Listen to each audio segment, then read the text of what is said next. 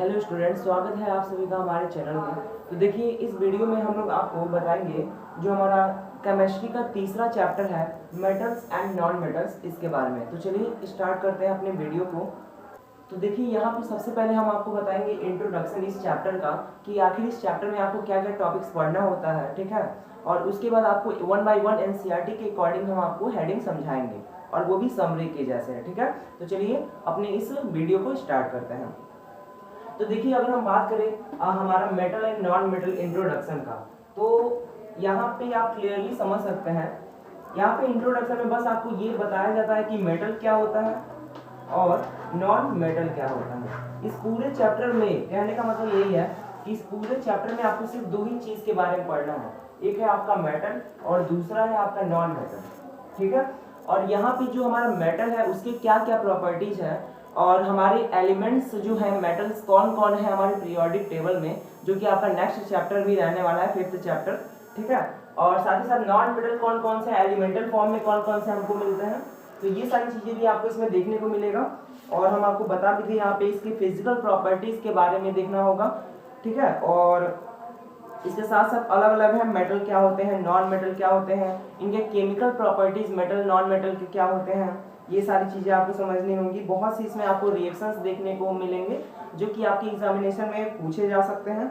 और जो acid basis हमने प्रीवियस चैप्टर में पढ़ा था, ठीक है, वो कैसे हमारे मेटल और नॉन मेटल के साथ रिएक्शन करते हैं, इस चीज को भी आपको देखना होगा। उसके बाद हमारा जो है मेटल और नॉन मेटल कैसे मतलब वो रिएक्शन करते हैं, उनका क्या रिएक्टिविटी सीरीज होता है, इस चीज को भी देखा जाता है। कौन सा मेटल कितना ज्यादा रिएक्टिव होता है, ठीक है, ये सारी चीजें आपको देखने को मिलेगा। साथ ही साथ आपको कुछ कंपाउंड्स के बारे में भी पढ़ने को मिलेगा कि कैसे मेटल्स जो है वो कंपाउंड्स बनाते हैं और नॉन मेटल्स कैसे आपके कंपाउंड बनाते हैं। और वो जो कंपाउंड होते हैं कौन कौन से होते हैं, जैसे आपको आयनिक जो है कंपाउंड के बारे में पढ़ना होगा, इलेक्ट्रोवैलेंट कंपाउंड हो गया, ठीक है। और इसके साथ साथ आपको जो है इसके स्ट्रक्चर के बारे में पढ़ना होगा, कैसे ये बॉन्डिंग करते हैं, इसके मतलब जो कंपाउंड में जो बॉन्ड बनते हैं उनके बारे में आपको देखना होगा। और उसके बाद आपको कैसे मतलब ये जो मेटल होते हैं या नॉन मेटल होते हैं इनको निकाला जाता है, इस चीज को आपको पढ़ना होगा, इसका एक्सट्रैक्शन कैसे किया जाता है। और उसके बाद जो ओर्स होते हैं उनके जो वेरियस प्रोसेसेस होते हैं ओर्स को क्लियर करने में, वो आपको देखना होगा। और उसके बाद आपका जो है कोरोजन प्रोसेस को भी इसमें इस चैप्टर में आपको समझाया गया है, ठीक है। और इसके बाद आपका पूरा जो है ये चैप्टर भी फिनिश हो जाएगा। तो चलिए इसको हम आपको बताते हैं। तो अब देखिए, अब आपको ये क्लियर हो गया होगा कि इस चैप्टर में हमको पढ़ना क्या, यानी आपको इंट्रोडक्शन क्लियर हो गया होगा। अब हम आपको बताएंगे फिजिकल प्रॉपर्टीज के बारे में, जो कि हमारा मेटल का है और नॉन मेटल का, रिस्पेक्टिवली 1 बाय 1 हम आपको बताएंगे। और इसी से आपको ये भी क्लियर हो जाएगा कि मेटल होते क्या है और नॉन मेटल क्या होते हैं। तो देखिए, आपके बुक में दिया हुआ है मेटल के बारे में। आप लोग जनरली खुद भी ये एजप्शन, ये बहुत छोटा सा थियोरेटिकल पोर्शन है मेटल के बारे में और नॉन मेटल के बारे में। हम आपको समराइज कर देते हैं कि मेटल क्या होते हैं और नॉन मेटल क्या होते हैं। देखिए, मेटल जो हमारे होते हैं ये क्या होते हैं, इसमें आपको फ्री इलेक्ट्रॉन अवेलेबल होते हैं। आप ऐसे बता सकते हैं कि मेटल वे होते हैं जिनमें फ्री इलेक्ट्रॉन होते हैं, अगर हम फिजिकल पॉइंट ऑफ व्यू से बात करें, ठीक है। फ्री इलेक्ट्रॉन जिनमें पाए जाते हैं वो हमारे मेटल होते हैं। और इसी वजह से हमारे जो मेटल है फ्री इलेक्ट्रॉन होने की वजह से ये क्या करते हैं, इलेक्ट्रिसिटी को भी कंडक्ट करते हैं, ठीक है। तो ये आप एक इसका आइडेंटिटी बता सकते हैं कि मेटल हमारे क्या होते हैं। फिर हमारा उसके बाद है नॉन मेटल। अगर हम नॉन मेटल की बात करें तो नॉन मेटल में हमारा क्या होता है, नॉन मेटल क्या होते हैं, इसमें फ्री इलेक्ट्रॉन क्या नहीं होता है, इसमें फ्री इलेक्ट्रॉन नहीं पाया जाता है। साथ ही साथ यही रीजन है कि ये इलेक्ट्रिसिटी को भी कंडक्ट नहीं करते हैं। तो ये यहाँ पे बेसिक इसका डिफिनेशन यही होता है कि हम लोग ये बताते हैं कि हमारे मेटल जो होते हैं ये ऐसे हमारे सबस्टेंस होते हैं, ठीक है, जो क्या करते हैं, इलेक्ट्रिसिटी को कंडक्ट करते हैं। और हमारे नॉन मेटल कैसे होते हैं, जो इलेक्ट्रिसिटी को कंडक्ट नहीं करते हैं। और भी बहुत से प्रॉपर्टीज हमको देखने को मिलती हैं। जैसे हमारे मेटल्स जो होते हैं ये क्या होते हैं, ये मैलिएबल होते हैं। मैलिएबल का मतलब क्या होता है कि जब हम इनको चाहें तो थिन शीट्स में, पतली और चादर में भी हम इसको कन्वर्ट कर सकते हैं। और साथ ही साथ और क्या होता है, जो हमारा मेटल होता है वो डक्टाइल होता है। डक्टाइल का मतलब क्या होता है, हम इनको वायर्स में भी ड्रॉन कर सकते हैं, खींच सकते हैं, ठीक है, डक्टाइल। इसके बाद हम ये बता सकते हैं कि हमारे जो मेटल होते हैं वो सोनोरस होते हैं। अब सोनोरस का क्या मतलब है? सोनोरस का मतलब ये होता है कि जब हम इनको मेटल से, मतलब कई दो मेटल अगर हम आपस में इसको टकराएंगे तो हमारा क्या होगा, हमें रिंगिंग टोन की जैसे आवाज सुनाई देगा। ठीक है। और इसके बाद हमारा इसका और भी प्रॉपर्टीज बहुत से देखने को मिलता है जो कि आप लोग थियरी पोर्शन में देख सकते हैं। ठीक है। और भी आपको बहुत से प्रॉपर्टीज इससे रिलेटेड देखने को मिल सकते हैं। आपके लिए बेसिक यही है, आपके बुक में एनसीईआरटी बुक में बस इतना ही दिया हुआ है, आप इसको देख सकते हैं। और देखिए जो जो प्रॉपर्टीज आपका मेटल का है, जस्ट इसके अपोजिट में आपको नॉन मेटल की प्रॉपर्टीज देखने को मिलेगा। अब देखिए नॉन मेटल में हमारा क्या क्या प्रॉपर्टीज है। अगर हम नॉन मेटल के प्रॉपर्टीज पता है तो ये मैलिएबल नहीं होता है, क्योंकि हमारा मेटल अगर मैलिएबल है तो नॉन मेटल मैलिएबल नहीं होता है, मतलब हम उसको थिन शीट्स में नहीं कन्वर्ट कर पाएंगे। फिर हमारा ये डक्टाइल भी नहीं होता है नॉन मेटल। इसके बाद ये हमारा नॉन मेटल सोनोरस भी नहीं होता है, यानी जब हम इसको आपस में टकराते हैं, जो हमारे नॉन मेटल होते हैं, जब हम इनको आपस में टकराते हैं तो ये आवाज भी नहीं करते हैं, रिंगिंग टोन भी नहीं निकालते हैं। और भी सिमिलर इसका प्रॉपर्टीज देखा गया है, just like opposite of metal. ठीक है। इसके बाद देखिए कई एक्सेप्शन भी हमें देखने को मिलता है। एक्सेप्शन में क्या होता है, कई नॉन मेटल ऐसे भी होते हैं जो हमें मेटल की प्रॉपर्टीज को फॉलो करते हैं, तो वो सारी चीजें एक्सेप्शन में आता है। जैसे अगर हम बात करें नॉन मेटल में हमारा एक ग्रेफाइट होता है। ठीक है। तो ग्रेफाइट क्या है, एक तरह का नॉन मेटल है, लेकिन इसके नॉन मेटल होने के बावजूद भी ये क्या करता है, ये इलेक्ट्रिसिटी को कंडक्ट करता है, इलेक्ट्रिसिटी को ये कंडक्ट करता है। और भी आपको बुक में बहुत से ऐसे पॉइंट दिए गए हैं जो कि जस्ट एज ए एक्सेप्शन आपको समझना है। और भी आपको बुक में बहुत से एग्जांपल दिए गए हैं, जैसे कई हमारे मेटल ऐसे होते हैं, हमको ये भी एक और प्रॉपर्टी पता है कि मेटल हमारे जनरली हार्ड होते हैं। ठीक है। मेटल हमारे जनरली हार्ड होते हैं और हमारे नॉन मेटल जनरली क्या होते हैं, सॉफ्ट होते हैं। लेकिन कई एक्सेप्शन भी इसमें देखने को मिलता है कि हमारे मेटल सॉफ्ट हो जाते हैं। जैसे आपको एग्जाम्पल में सोडियम आपकी बुक में दिया हुआ है, जो कि अगर आप उसको नाइफ से काटेंगे तो वो कट जाता है, तो वो कुछ एक्सेप्शन है, आप उसको देख सकते हैं। और इस तरीके से हमारा इस पॉइंट में हमको बस आपको ये बताना था कि फिजिकल प्रॉपर्टीज क्या होता है मेटल का और नॉन मेटल का। तो ये हेडिंग आपको क्लियर हो गया होगा। अब चलिए हम आपको नेक्स्ट हेडिंग बताते हैं। तो अब देखिए, अब हम आपको बता रहे हैं यहाँ पे अगला जो हेडिंग है हमारा इस चैप्टर का, जो कि केमिकल प्रॉपर्टीज ऑफ मेटल्स।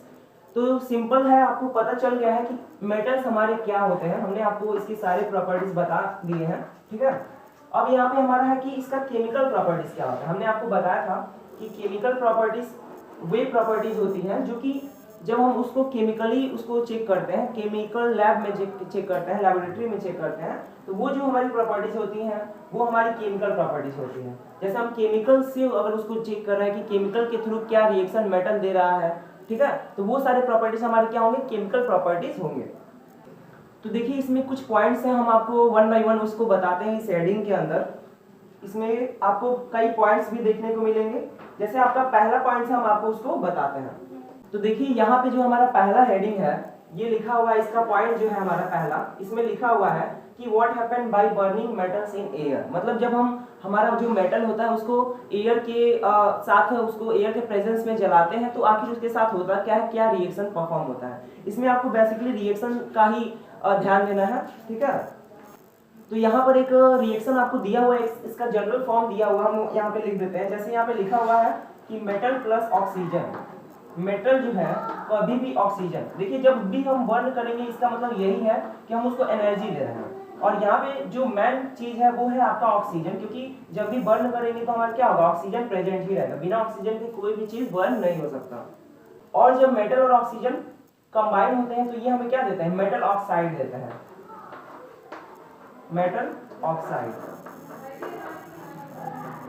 तो ये आपका जनरल फॉर्म हो गया, जो कि हमारा क्या है, metal plus oxygen, metal oxide. और ये जनरल फॉर्म है, किसी भी मेटल के लिए फॉलो करेगा, आप इसको समझ सकते हैं।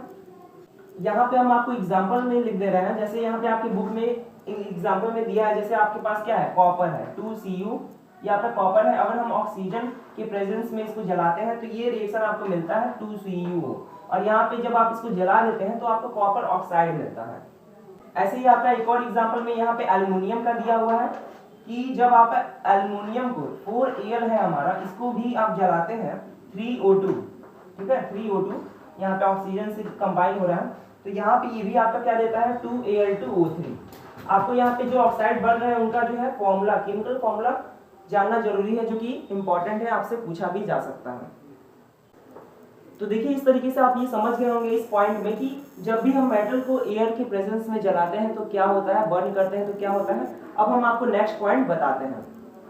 तो देखिए अब अगला हमारा जो पॉइंट है वो है कि what happen when metals react with water. ठीक है, तो यहाँ पे देखिए बहुत ही इजीली इसका भी हम लोग जनरल फॉर्म बता सकते हैं। आपको जनरल फॉर्म पर ही ज्यादा फोकस करना है और इस तरीके से आप इसको समराइज भी कर सकते हैं। जो मेटल है हमारा, अगर ये वाटर से रिएक्ट करता है तो आपको पता है वाटर में ऑक्सीजन प्रेजेंट होता है, और जब मेटल वाटर से रिएक्ट करेगा तो ये क्या होगा, वाटर आप इस तरीके से समझ सकते हैं कि वाटर में मॉइस्चर होता है या मॉइस्चर में वाटर होता है, और इस तरीके से आप वाटर का जो ऑक्सीजन है वो यहाँ पे ऑक्सीडेशन एक होता है, ऑक्सीजन होता है यहाँ पे, ऑक्सीडेशन प्रोसेस होता है, और इस वजह से जो मेटल है हमारा क्या बना लेता है, मेटालिक ऑक्साइड बना लेता है।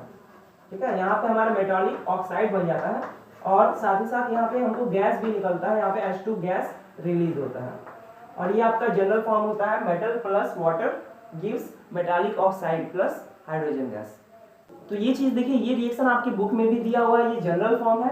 साथ ही साथ यहाँ पे आपकी बुक में एक और चीज बताया गया होगा कि अगर मेटल हमारे पास, देखिए यहाँ पे हमने मेटालिक ऑक्साइड तो बना लिया, अगर हमारे पास मेटालिक ऑक्साइड है, ठीक है, और वो दोबारा क्या होता है, वो दोबारा रिएक्शन करता है, अगर हमारे पास मेटालिक ऑक्साइड है और वो दोबारा एक्सेस ऑफ वाटर से रिएक्ट करता है, अगर हमारे पास वाटर अधिक मात्रा में आ जाता है तब वो क्या करता है, हमारा मेटालिक ऑक्साइड वाटर के साथ रिएक्ट करके मेटालिक हाइड्रॉक्साइड बना लेता है। तो यहाँ पर ये भी जनरल फॉर्म है, सारे मेटल के लिए ये फॉलो होता है, इनके कॉमन प्रॉपर्टीज आपको देखने को मिलती है, केमिकल प्रॉपर्टीज। तो यहाँ पे क्या है हमारा मेटालिक हाइड्रॉक्साइड, हाइड्रॉक्साइड।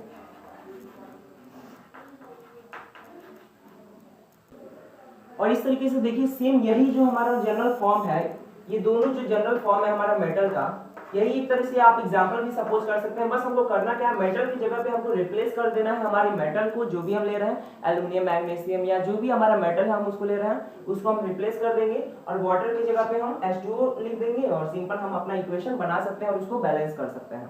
तो ये भी आपको क्लियर हो गया होगा ये पॉइंट भी। अब चलिए हम आपको नेक्स्ट पॉइंट बताते हैं। तो देखिए जो हमारा अगला पॉइंट है ये है what happens when metals react with acid. मतलब जो हमारा मेटल है, ठीक है ना, जो मेटल है अगर ये एसिड के साथ रिएक्शन करता है तो क्या होता है, इसका भी आपको जनरल फॉर्म देखने को मिलेगा आपके बुक में। हम यहाँ पे आपको लिख देते हैं। देखिए कभी भी जो मेटल होता है, ठीक है, अगर ये क्या करता है, एसिड के साथ रिएक्ट करता है, और हम यहाँ पे एग्जांपल में डाइल्यूट एसिड ले रहे हैं, ठीक है। डाइल्यूट आपको पता है डाइल्यूट और कंसंट्रेटेड में क्या डिफरेंस है, ये आपने एसिड बेस में पढ़ा था। तो हम लोग डाइल्यूट एसिड से अगर हम इसका रिएक्शन मेटल का कराते हैं, ठीक है, तो ये हमें क्या देगा, आपको यहाँ पता है यहाँ पे मेटल जो है, मेटल अगर ज्यादा रिएक्टिव है तो वो क्या करेगा, डाइल्यूट एसिड का जो लेस रिएक्टिव आपका मेटल होगा उसको क्या करेगा, वो उसके पोजीशन को डिस्प्लेस कर देगा। और इस केस में आपको यहाँ पे एक सॉल्ट देखने को मिलेगा, ठीक है ना, सॉल्ट प्लस और साथ ही साथ यहाँ पे हाइड्रोजन गैस भी देखने को मिलता है। तो इस तरीके से आप इसका रिएक्शन जनरल वाला लिख सकते हैं। तो यहाँ पे आपको देखिए कुछ सीरीज भी मालूम होना चाहिए कि कौन सा मेटल जो है किस मेटल को डिस्प्लेस कर सकता है। तो देखिए आपके बुक में एक छोटा सा यहाँ पे दिया हुआ है कि मैग्नीशियम जो है एल्युमिनियम से ज्यादा रिएक्टिव होता है, फिर आपका एल्युमिनियम जिंक से ज्यादा रिएक्टिव होता है, और फिर आपका जिंक जो है फेरस से ज्यादा रिएक्टिव होता है। तो ये सारे जो है आपके जो रिएक्टिव सीरीज है, आपको इससे भी और भी ज्यादा एलिमेंट्स के आपको सीरीज मिल सकते हैं आपके बुक में, आप उसको देख सकते हैं। तो इस तरीके से आपको ये क्लियर हो गया होगा कि कभी भी मेटल और डाइल्यूट एसिड, मतलब मेटल अगर एसिड से रिएक्ट करता है तो हमें हमेशा क्या देगा, सॉल्ट और हाइड्रोजन गैस देगा। चलिए हम आपको इसका एक एग्जांपल भी बताते हैं। तो देखिए जो हमारा एग्जांपल है इसका आप देख सकते हैं, यहाँ पे हमारे पास सोडियम है और ये क्या करता है, HCl से रिएक्ट करता है और यहाँ पे ये 2NaCl प्लस H2 बना लेता है। तो ये आपका हो गया आपका point what happens when metals react with acid. चलिए अब हम आपको नेक्स्ट हेडिंग बताते हैं। तो देखिए जो हमारा अगला हेडिंग है ये है how metals react with other solutions of metal salts. ठीक है, अदर मेटल सॉल्ट्स के साथ हमारे जो मेटल है वो कैसे रिएक्शन करते हैं। तो चलिए इसका भी हम आपको जनरल फॉर्म बताते हैं। तो ये इसके लिए हम लोग जनरल फॉर्म जो है एक एग्जांपल के थ्रू समझते हैं। देखिए अगर हमारे पास सपोज कीजिए एक बीकर है और यहाँ पे आपका एक सॉल्यूशन है हमारा किसका, कॉपर सल्फेट का। ये आपको एनसीईआरटी की बुक के एग्जाम्पल में भी मिल जाएगा। यहाँ पे हमारे पास कॉपर सल्फेट का सॉल्यूशन है और यहाँ पे एक हम क्या करते हैं, रॉड यहाँ पे इस सॉल्यूशन में डालते हैं। इसके बाद हमको क्या मिलेगा, यहाँ पे रॉड हमारा क्या है, आयरन है। और यहाँ पे देखिए आपको एक रिएक्टिविटी सीरीज का भी यूज पड़ेगा। और यहाँ पे जो हमारा आयरन है ये ज्यादा रिएक्टिव है कॉपर से, और फिर यहाँ पे क्या होगा, हमारा जो आयरन है वो कॉपर को इस सॉल्यूशन से डिस्प्लेस करेगा और उसका प्लेस ले लेगा। तो इस तरीके से हमारा जो रिएक्शन होगा, हम अगर सपोज करें कि हमारा Fe है मेटल और कॉपर हमारा B मेटल है, तो हम इसको ऐसे लिख सकते हैं A प्लस BSO4, ठीक है, SO4, और ये हमको क्या देगा, B प्लस ASO4। तो हम इस तरीके से इसका कह सकते हैं ये हमारा जनरल फॉर्म है। और इसमें होता क्या है कि जो हमारा मेटल पहला है वो दूसरे मेटल के सॉल्ट से रिएक्शन करके वो क्या करता है, दूसरे मेटल को उसके सॉल्ट से हटा के उसका जो है सॉल्ट बना लेता है। तो देखिए ये हमारा एक सिंपल सा इसका जनरल फॉर्म था, आप इसको समझ सकते हैं। और इस तरीके से हम यहाँ पे आपको एक आयरन मेटल जो है और कॉपर मेटल इसके एग्जाम्पल से भी आपको हमने समझा दिया है। अब चलिए हम आपको नेक्स्ट हेडिंग इसका जो है इसके अंदर का नेक्स्ट जो पॉइंट हम उसको बताते हैं। तो देखिए जो हमारा दूसरा हेडिंग है इसका जो है पॉइंट हमारा था how metal react with solution of other metal salt. इस पॉइंट के बाद हमारा जो है अगला जो पॉइंट है वो है रिएक्टिविटी सीरीज। चलिए हम आपको इसका रिएक्टिविटी सीरीज एक शॉर्ट में हम आपको बता देते हैं। और ये होता क्या है, इसमें हमने जैसे देखा आपको कि प्रीवियस पॉइंट में क्या हुआ, हमारा एक मोर रिएक्टिव मेटल क्या कर रहा था, अपने से लेस रिएक्टिव मेटल को क्या कर रहा था, सॉल्यूशन से डिस्प्लेस कर दे रहा था। तो इसका एक सीरीज बनाया गया है जो कि आपका डिक्रीजिंग भी हो सकता है या इंक्रीजिंग भी हो सकता है। तो इंक्रीजिंग या डिक्रीजिंग प्रॉपर्टीज के अकॉर्डिंग, ठीक है ना, उसके रिएक्टिव के अकॉर्डिंग जो सीरीज बनता है उसी को हम लोग क्या बताते हैं, रिएक्टिविटी सीरीज बताते हैं। तो यहाँ पे हम आपको लिख देते हैं वो क्या है रिएक्टिविटी सीरीज, कौन मेटल कौन ज्यादा रिएक्टिव है कौन लेस रिएक्टिव है।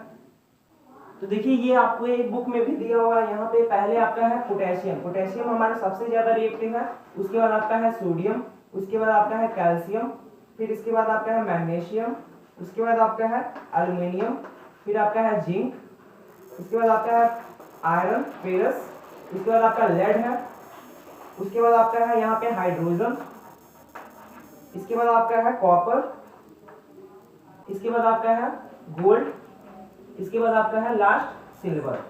तो देखिए ये आपके बुक में आपको एक रिएक्टिविटी सीरीज दिया होगा जिसमें आपको डिक्रीजिंग ऑर्डर में दिया हुआ है। जो सबसे पहले आ रहा है वो सबसे ज्यादा रिएक्टिव है। इसका मतलब ये है अगर हमारा सॉल्यूशन जो है नीचे वाले का है तो सारे ऊपर वाले उसके मेटल जो है उसको सॉल्ट के सॉल्यूशन से हमारा डिस्प्लेस वो कर देगा। तो यहाँ पे हम ये भी कह सकते हैं कि जो सबसे यहाँ पे जो ऊपर है वो हमारा क्या है, वो सबसे ज्यादा रिएक्टिव है, और जो सबसे नीचे है वो हमारा लेस रिएक्टिव है। तो देखिए इस तरीके से आपकी बुक में ये रिएक्टिविटी सीरीज दिया हुआ, आप इसको समझ सकते हैं, नॉर्मल इसका डेफिनेशन भी देख सकते हैं। अब चलिए हम आपको नेक्स्ट हेडिंग बताते हैं। तो देखिए जो हमारा अगला हेडिंग है ये है how metals react with non metals, मतलब जो हमारे मेटल होते हैं वो नॉन मेटल से कैसे रिएक्शन करते हैं। तो चलिए अब हम आपको ये बताते हैं। तो देखिए हमारे पास सबसे पहले हम आपके बुक का एक एग्जांपल लेते हैं। यहाँ पे आपको सोडियम मेटल को दिखाया गया है और यहाँ पे सोडियम मेटल, यहाँ पे इसका इलेक्ट्रॉनिक कॉन्फ़िगरेशन मतलब इसका जो वैलेंसी होता है उसको लिखा गया है, मतलब जो वैलेंस इलेक्ट्रॉन होते हैं उसको दिखाया गया है। हमारे पास सोडियम है और देखिए सोडियम क्या करता है, जब ये 1 इलेक्ट्रॉन अपना किसी को दे देता है तो यहाँ पे इसके पास पॉजिटिव चार्ज आ जाता है और ये प्लस ई इलेक्ट्रॉन के फॉर्म में बन जाता है, मतलब ये Na+ बन जाता है। इसी तरीके से आपका एक और एग्जांपल दिया गया है क्लोरीन का, और हमारा क्लोरीन क्या होता है, इसका वैलेंस इलेक्ट्रॉन कैसे होते हैं 287 के फॉर्म में होते हैं। और ये क्या करता है, ये जो है अपना एक इलेक्ट्रॉन अगर ले ले तो ये क्या करता है अपना ऑक्टेट कंप्लीट कर लेता है, क्योंकि आपको पता है कि सारे जो मेटल है तभी स्टेबल होंगे जब वो अपने ऑक्टेट कंप्लीट कर लेंगे। सारे एलिमेंट जब ऑक्टेट अपना कंप्लीट कर लेंगे तब वो ज्यादा स्टेबल होंगे। तो ये क्या करता है, जब ये एक अपना इलेक्ट्रॉन ले लेता है, क्योंकि ये अपना एक इलेक्ट्रॉन ले लेता है दूसरे से, तो इसके पास निगेटिव चार्ज इसके ऊपर डेवलप हो जाता है। इस तरीके से हम इसका कॉन्फ़िगरेशन वैलेंसी अकॉर्डिंग लिख सकते हैं, वैलेंस इलेक्ट्रॉन के अकॉर्डिंग। इसका 2 8 हो जाएगा और इसका क्या हो जाएगा 2 8 8 हो जाएगा। अब यहाँ पे आप ये देखिए कि कैसे यहाँ पे हमारा इलेक्ट्रॉन आके क्लोरीन को ये मिला कैसे। तो आप यहाँ पे देख सकते हैं जो इलेक्ट्रॉन सोडियम अपना लॉस किया था वही इलेक्ट्रॉन क्या किया, हमारा क्लोरीन जो है, क्लोरीन के पास वो चला गया, क्लोरीन उसको ले लिया और वो क्या बना लिया, अपना क्लोरीन Cl- बना लिया। यानी हम ये कह सकते हैं कि Na जो था हमारा वो Na क्या बन गया, Na+ बन गया, और जो Cl था वो हमारा Cl- बन गया। मतलब आपस में इन्होंने क्या किया, इलेक्ट्रॉन का ट्रांसफर किया, और जब ऐसा हुआ तो ये दोनों के बीच में एक बॉन्ड बन गया। हम इसको ऐसे दिखा सकते हैं, और जो बॉन्ड इलेक्ट्रॉन के ट्रांसफर से बनता है उसको हम लोग ने यहाँ पे क्या कह दिया, आयनिक बॉन्ड कह दिया।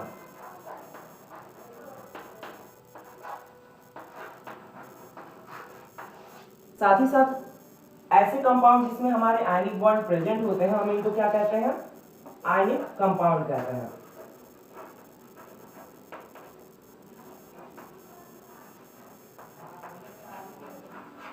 इसका एग्जाम्पल और डिफिनेशन आप बुक में भी अपने देख सकते हैं। और इस तरीके से आपको ये क्लियर हो गया होगा कि जब यहाँ पे आप क्लियरली देख सकते हैं, यहाँ पे हमारा सोडियम क्या था, हमारा सोडियम एक मेटल था, और हमारा क्लोरीन क्या था, क्लोरीन एक नॉन मेटल था। और इस तरीके से जब एक मेटल और नॉन मेटल कंबाइन होता है तो वो क्या बनाता है, आयनिक कंपाउंड यहाँ पे बना लेता है। और यहाँ पे आप ये भी देख सकते हैं कि जो हमारे मेटल होते हैं ये इनके पास पॉजिटिव चार्ज होता है, ये इलेक्ट्रोपॉजिटिव होते हैं नेचर में, और हमारे जो क्लोरीन मतलब जो हमारे नॉन मेटल होते हैं ये इलेक्ट्रोनेगेटिव होते हैं नेचर में। और इस टेंडेंसी की वजह से ये दोनों आपस में आयनिक बॉन्ड बनाते हैं। साथ ही साथ आप इसको इलेक्ट्रॉन डॉट स्ट्रक्चर से भी दिखा सकते हैं, जैसा कि आपके बुक में दिखाया गया होगा। अब चलिए अब हम आपको बताते हैं नेक्स्ट हेडिंग जो कि आपके बुक में दिया हुआ है।